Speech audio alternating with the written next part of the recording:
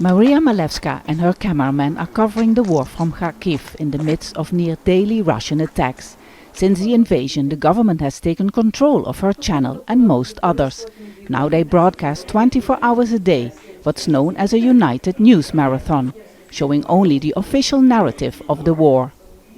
The most difficult thing for me is that there can be no balance in journalism standards in Ukraine right now. Because we're here in Kharkiv and see rockets flying over us from Belgorod. Who should I ask for balance, for a different opinion? For military reasons, information on casualties after Russian attacks, such as this one on a student dormitory, is often unavailable. Ukraine also gives reporters only limited frontline access. We have to understand that it's not an honest game. It's a game without rules from one side at least. We have to understand that too many opportunities for Russian propaganda to make honest journalists a kind of weapon against Ukraine, and manipulation with journalist standards. The war has not only made the work of journalists more dangerous, it's also seriously affecting their freedom to report.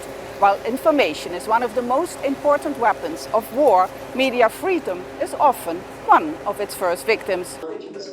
Sevgil Musaieva, the chief editor of the Pravda online newspaper, says the marathon broadcast should stop because it violates media freedom. She says that especially during wartime, journalists should be able to hold their government accountable. It's even more important during the war because Ukraine pays a very huge, high price to be independent, to be democratic and to be a European state, and that's why there is no time just to stop thinking about reform, stop thinking about transparency, stop thinking about misconducts of high officials. Some government officials lost their jobs after Pravda exposés. All changes are so difficult in this country.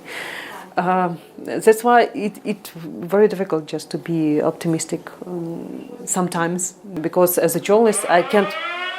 Okay. I can't give up. The air raid siren, serving as a reminder that journalists' work is not only hampered by government restrictions, but that their lives are at risk every day. Vaessen, Al Jazeera, Kyiv.